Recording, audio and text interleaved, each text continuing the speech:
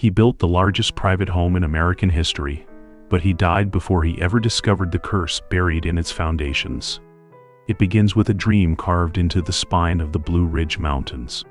A dream so vast, so extravagant, that newspapers of the 1890s refused to believe it was real. A 250-room chateau rising from the fog, a world of carved limestone, soaring towers, glittering halls, and secret passages. An American Versailles. And behind it all stood one man, George Washington Vanderbilt II, the youngest and quietest son of the legendary railroad dynasty. He wasn't like the others. He didn't chase railroads. He didn't compete for headlines. He preferred silence, books, and the stillness of mountain air. But when he first rode through western North Carolina, something in the landscape gripped him. The ridgelines, the ancient forests, the sense, almost supernatural, that the land was whispering to him. Within months, he began buying thousands of acres, then tens of thousands, eventually more than 125,000 acres, almost unimaginable for a single private estate. Strangely, locals told him a story older than their county, older than their statehood. They warned him that the land he was buying sat on ground marked by tragedy. Families who farmed it had vanished overnight. Small settlements had burned without explanation. "This land chooses its owners," they told him. He smiled politely. He dismissed it as superstition. But the truth was, he was intrigued. He never admitted that part publicly. Construction began on an impossible scale. Over 1,000 workers. A private brick factory. A massive woodworking shop. Miles of roads carved through untouched forest. And in the center of it all, a mansion meant to defy time itself. The Biltmore Estate became the crown jewel of the Gilded Age, a monument to wealth so vast it felt mythical. Yet from the very beginning, odd things happened on the property. Strange echoes in the unfinished halls. Workers reporting chills on warm days. Tools disappearing from locked rooms. Some refused to return after dark. One carpenter swore he saw a figure in the library before the walls were even finished. Others whispered that the land remembered its past. But construction pressed on. Vanderbilt wasn't building a house anymore. He was building a world. Inside, he filled it with art, tapestries, rare books, and relics from across Europe. But even as he expanded the estate, a pattern emerged, one he never publicly acknowledged. Every major milestone in the mansion's construction was followed by a family misfortune. A bankruptcy among relatives, a railroad disaster, a scandal that shook the Vanderbilts' reputation. The timing was uncanny, almost rhythmic. Newspaper writers joked about the Vanderbilt luck, but behind closed doors, the family began to wonder if the estate was demanding something from them. And still, the mansion grew. Visitors described it as breathtaking, but also unsettling. Beautiful but heavy, with a strange stillness that didn't match the laughter of the parties held inside. One guest wrote that the house felt alive but lonely, as though waiting for something. Another claimed she heard footsteps pacing outside her door even though her wing of the house was empty. George laughed when he heard these stories, but late at night, alone in the endless halls, he felt it too. Then came the first true sign of trouble. In 1897, during a routine inspection of the estate's lower levels, a small group of workers discovered an older stone foundation buried beneath the mansion's footprint. It didn't match any map. No one knew who built it or when. The stones were blackened, as if touched by fire long ago. A few days later, the workers who found it fell ill, each with the same unexplained fever. Rumors spread quickly. The estate was built on cursed ground. The Vanderbilts ignored it publicly, but privately, letters reveal concern, even fear. Yet George pressed on, determined to finish what he had started. He believed the estate could be a refuge, a sanctuary from the noise of the age. But the shadow following the mansion tightened its grip. By the time the house opened officially in 1895, something was already unraveling, something no one close to him could fully explain. and the first person to sense it was his wife, Edith, whose discovery inside one locked room would alter everything the family believed about the estate's origins. Edith Vanderbilt often said the house spoke to her. Not in words, not in whispers, but in a quiet heaviness she felt whenever she crossed certain thresholds. The Biltmore Estate was magnificent, undeniably so, but Edith sensed an undertow beneath all that beauty. A pressure, a watching. And then one late autumn evening, she found the locked room. It wasn't on any floor plan she'd been given. No staff member claimed responsibility for it. Yet there it was, tucked behind a linen corridor, a narrow oak door with an iron latch, cold to the touch. Edith tried her master key. It didn't fit. She asked George about it. He stared at her for a long moment before finally replying, "Some rooms were never meant for guests." He said it lightly, but something strained in his voice. He changed the subject almost immediately. That night, she heard footsteps outside the door of her suite. Slow, deliberate, but when she opened it, the hallway was empty. Inside the estate, life continued with the elegance expected of America's richest family. Lavish dinners, holiday balls, famous guests. Yet every celebration carried an odd undertone, like the house was exhaling the moment the last visitor left. Staff members quietly requested transfers from the lower levels. One kitchen worker refused to return to a basement corridor after claiming he saw a man standing in the dark, still as stone. No one could identify the man. Then came a discovery that shattered the house's careful silence. While searching for a set of misplaced tapestries, Edith entered the estate's archives, a cavernous storage area lined with crates from across Europe. Among them, she found something she had never seen before. A crate labeled in George's handwriting, but sealed with a date years before construction began. Inside was a rolled parchment and a small leather-bound journal written by a local historian who had lived in Asheville decades earlier. The historian wrote of a settlement that predated the town. A settlement that vanished in a fire no one could explain. Survivors, few as they were, spoke of a sickness in the land and of a wealthy family, unnamed, who lost every male heir within a generation. The journal included a map, and when Edith spread it across a table, she froze. The burned settlement sat exactly where Biltmore now stood. She confronted George. For a moment, the man known for his composure faltered. He confessed he'd found the journal years earlier while exploring the property. He admitted he found other remnants too, stone ruins, scorched foundations, strange iron tools buried beneath the soil. But he never told anyone. Not because he didn't believe the rumors, but because he feared how they would be used against him. The Vanderbilts' fortune was already the subject of envy. A whisper of a curse would make them a spectacle. Still, Edith insisted they investigate. They contacted a Yale professor specializing in Appalachian folklore. He arrived discreetly, introducing himself as a botanist, but his real work unfolded at night by lantern. He studied the soil, inspected the stone remains, analyzed legends passed down by local families. After weeks of research, he revealed something unexpected. The land wasn't cursed, not in the way legends suggested. It was cyclical. Periods of prosperity followed by abrupt collapse. Families thrived, then vanished. Farms flourished, then burned. A pattern that repeated every few generations, always centered on the same ridgeline. He believed it was environmental, something geological, or chemical. But he admitted, quietly, reluctantly, that certain stories couldn't be explained by science alone.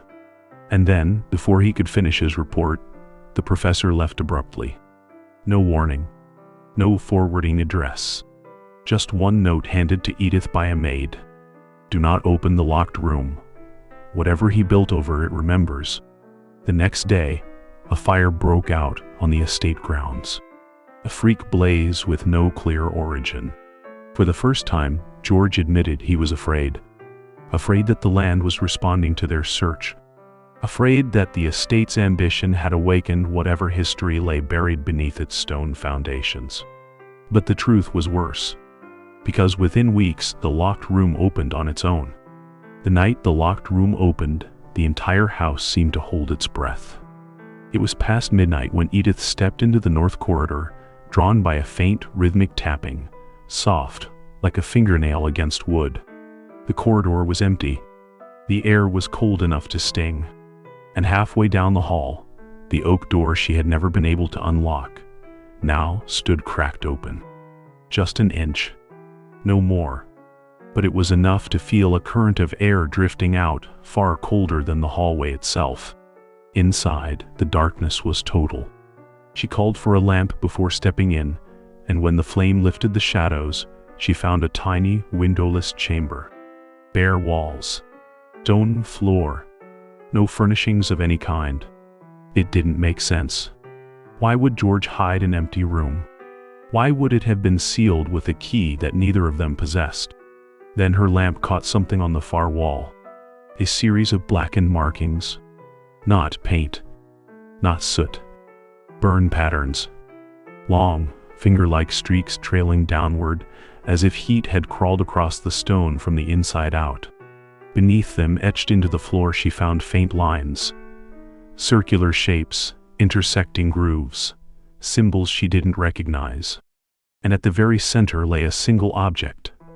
A rusted iron ring, fused into the stone itself. The metal was old, ancient even, pitted by age. Edith didn't know what it meant, but she knew it didn't belong in a Gilded Age mansion. When she showed the chamber to George, he went pale. He'd never seen it. Not once. The builders had kept no record of it. He suspected it was part of the original, burned foundation, the very one his workers unearthed years earlier. But if that were true, it meant something chilling. The mansion had been built around this room, not over it, as though the chamber had been deliberately preserved. George wanted it sealed immediately, filled with stone, erased. But Edith insisted they investigate first. The chamber felt like the missing piece of the estate's puzzle, the clue to the land's dark cycles, the vanished settlements, the sickness in the soil. They brought in a stonemason known for his discretion. After studying the chamber, he quietly shared a disturbing detail. The iron ring wasn't decorative. It was an anchor point, something used historically to bind objects or, more troublingly, people. He'd seen similar rings in medieval punishment cells in Europe, places where families once hid their conflicts, their shame, their curses. He asked if the Vanderbilts had any ancestral ties to the region. George said no. But Edith wasn't so sure. Weeks later, during a storm that rattled every window in the mansion, an archivist working for the estate uncovered a set of correspondences between an early Vanderbilt ancestor and a landowner in western North Carolina, dated decades before George's birth. The letters referred to a family matter and a necessary confinement. One line chilled Edith. "May the mountain keep what we could not." The implication was horrifying. A secret the Vanderbilts had buried long before the estate existed. A secret that had been left on this land, and perhaps never left at all. Then came the first of the modern tragedies. Workers on the estate's forestry crew began reporting sudden fainting spells. Nausea, fatigue, Several collapsed on the same day, all while clearing a ridge directly above the old settlement site. Doctors blamed heat stroke, but the temperatures were mild, and the crew insisted the ground felt wrong, vibrating faintly beneath their boots. One man swore he heard a voice echo from the trees, calling his name. Another claimed he saw a figure standing on the ridge, tall and unmoving, even as the wind whipped through the leaves. Stories spread quickly. Too quickly. Edith feared the press would get hold of them, and once they did, the estate would become a carnival of rumor and fear. Yet she couldn't dismiss the workers' testimonies. Not when they echoed the accounts she had read about families who lived here generations earlier. But the true turning point came when George himself fell ill. It began with headaches, sharp, sudden, blinding. Then dizziness. Then episodes where he lost his balance without warning. His doctors were baffled. They blamed exhaustion, stress. But the timing aligned perfectly with the workers' collapse. And with the opening of the locked room, Edith feared the cycles the professor had warned about were underway again. But she didn't yet know the most terrifying detail. George had been keeping one final secret from her. A secret he'd buried in a diary long hidden behind the shelves of his private library.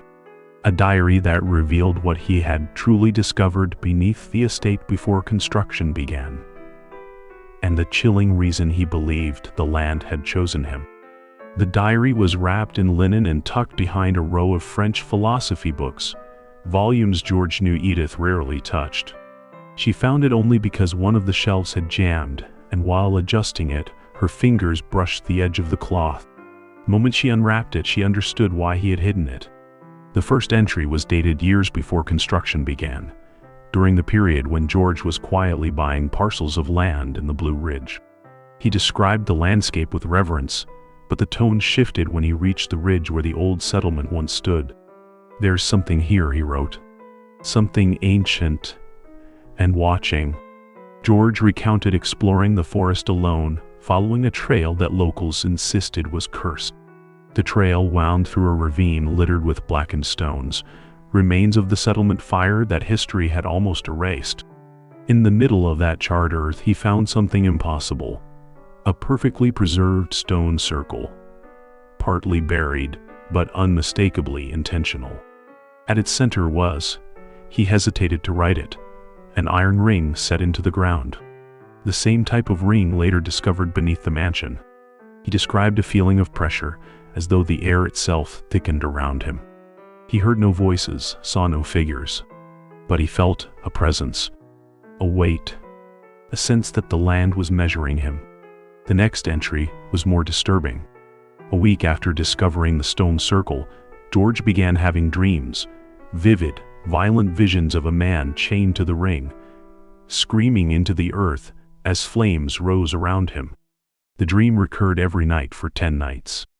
The man's face was always blurred, but his voice, George claimed, sounded agonizingly familiar, as though from a childhood memory he couldn't place. Worse, he described waking each morning with the smell of smoke clinging to his clothes. George consulted a historian in New York, convinced the dreams were triggered by unconscious knowledge of the region's tragedies. But his letters to that historian, which Edith found tucked into the back of the diary, revealed something far stranger. The historian believed the circle was part of an old Appalachian ritual site. Not superstition, but a place used by early settlers to confine individuals they believe were carriers of a family affliction. An affliction that was said to pass through bloodlines and manifest in unpredictable, destructive ways. Families sometimes chained their own kin to prevent that destruction. And one such family, the historian insisted, had fled north, eventually changing their name. The name he listed was a precursor to Vanderbilt. Edith's breath left her. The implication was devastating. The affliction was not a curse placed on the land, but a curse brought to it. A curse belonging to George's bloodline. And the land had inherited it. In the diary's final entries, George admitted he feared the dreams were not dreams at all, but memories. Echoes passed down from the ancestor who had once been chained to that ring. He ended with a chilling confession.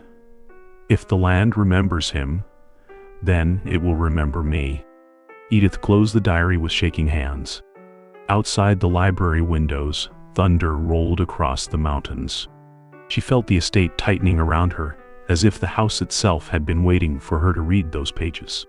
That night, George's illness worsened. His fever spiked.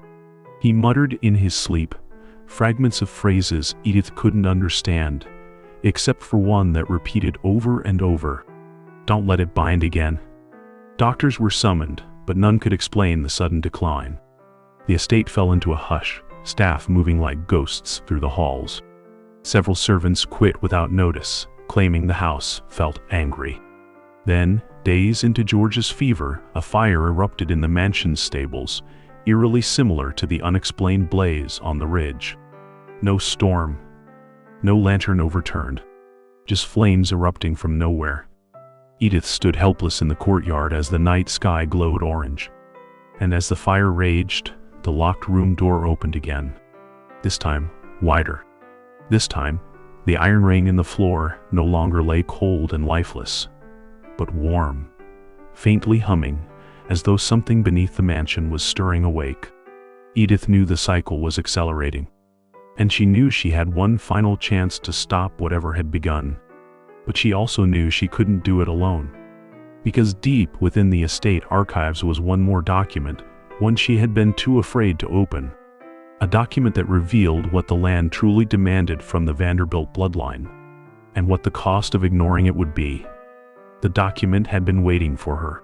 Edith found it in a sealed envelope tucked inside a wooden coffer labeled simply Heritage.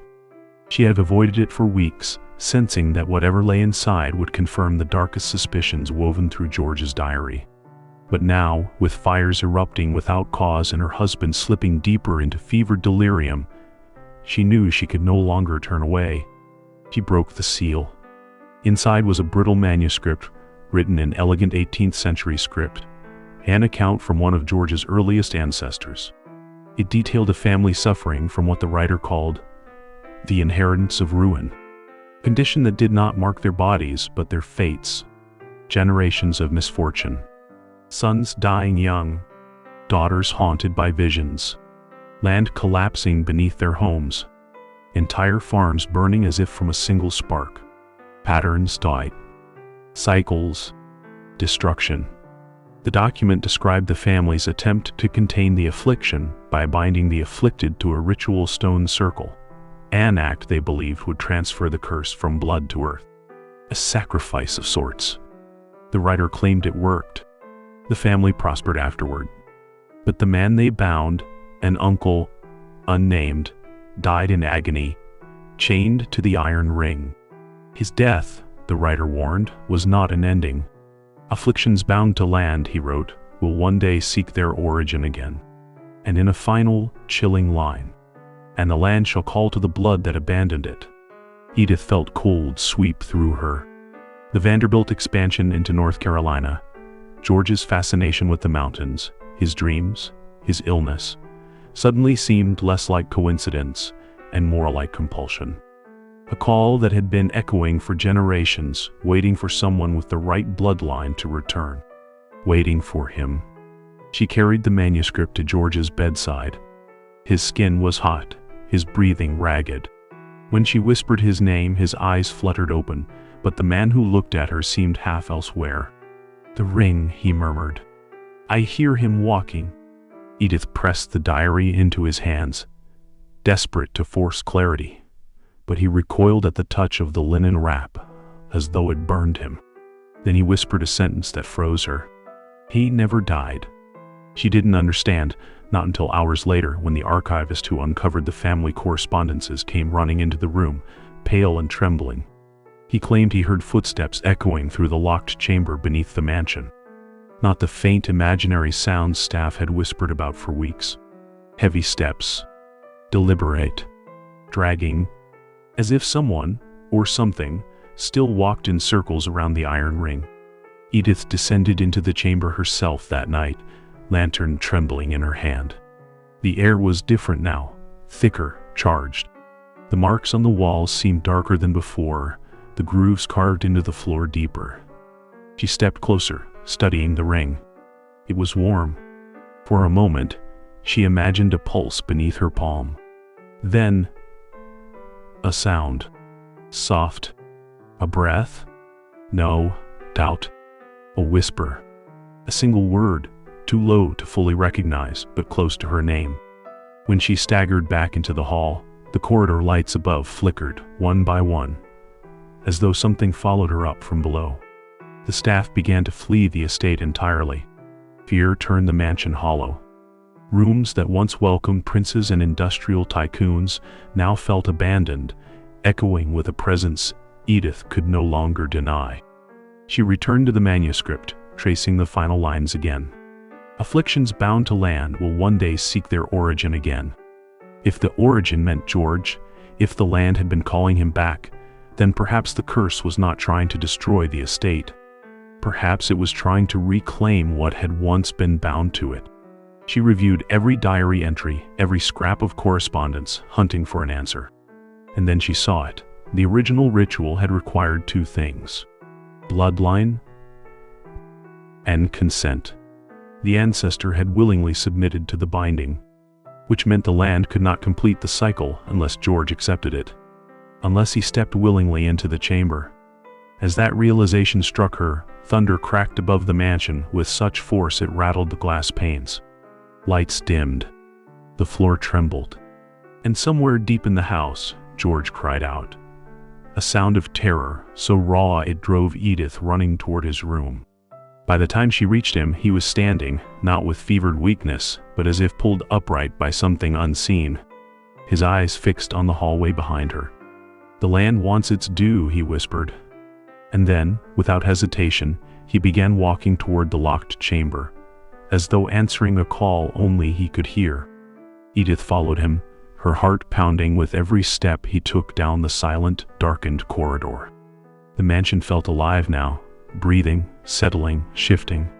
Floorboards creaked beneath their feet in slow, rhythmic pulses, as though the entire structure was guiding them toward the chamber.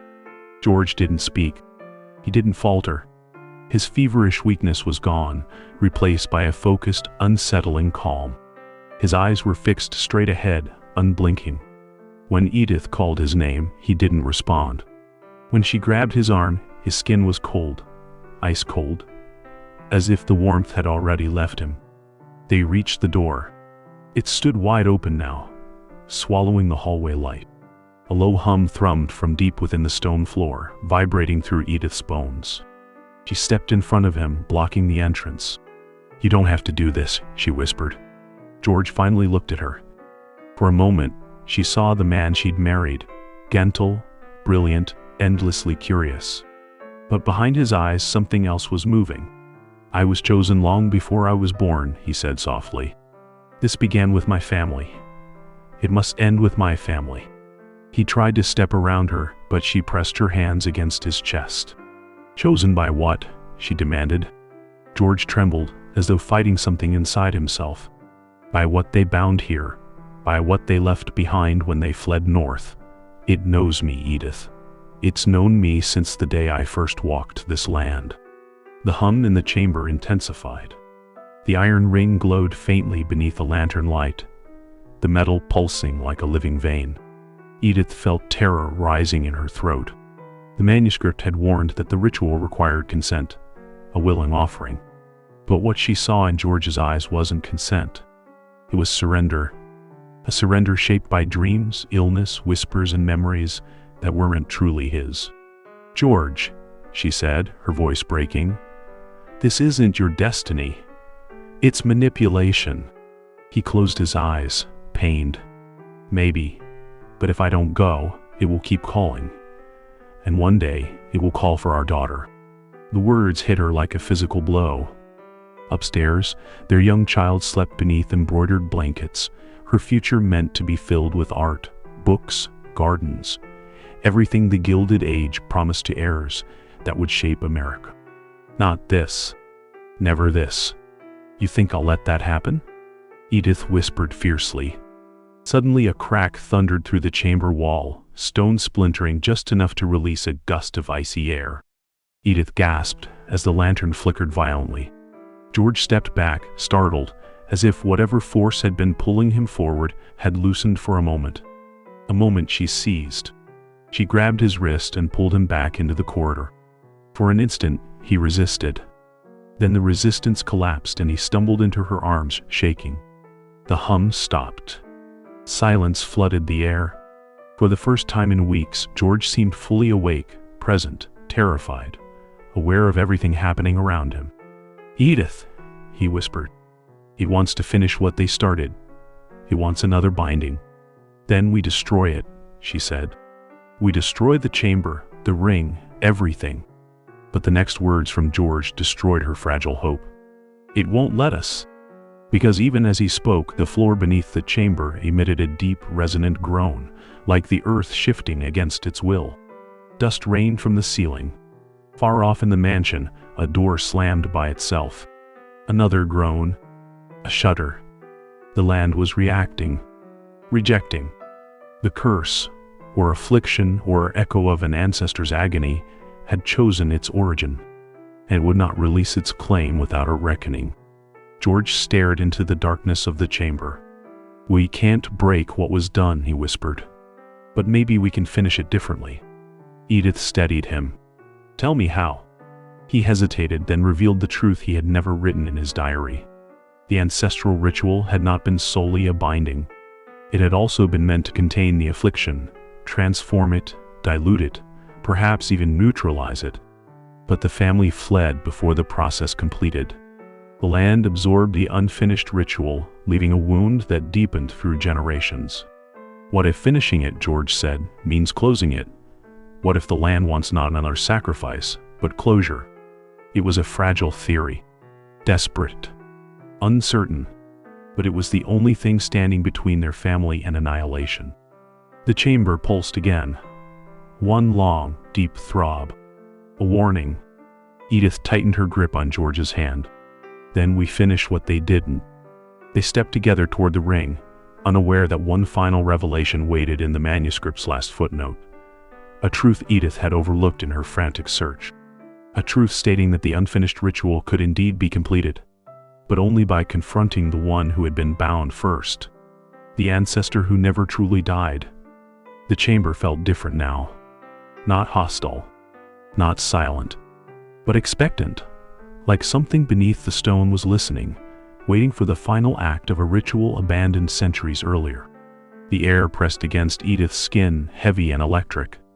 George squeezed her hand, steadying himself, though she could feel the tremor running through him. They crossed the threshold together. The iron ring glowed faintly, its warmth rising in slow pulses. Markings etched into the floor seemed to shift as they approached, realigning themselves into a circular pattern Edith hadn't noticed before, like a door unlocking. George knelt beside the ring. For a moment, everything was still. Then the chamber darkened, not from the lantern, but from something deeper, as if the shadows themselves were gathering. A voice rose from the floor, soft at first, the shape of a whisper, then widening into a chorus of breaths. Edith's lantern flickered, struggling to hold its flame. And out of the darkness, a presence stepped forward. Not a figure. Not truly. More like an impression, heat, memory, suffering woven into form. The suggestion of a man, bound by fire and time. A silhouette shaped by agony so old it was almost indistinguishable from the stone itself. Edith froze. She couldn't see a face.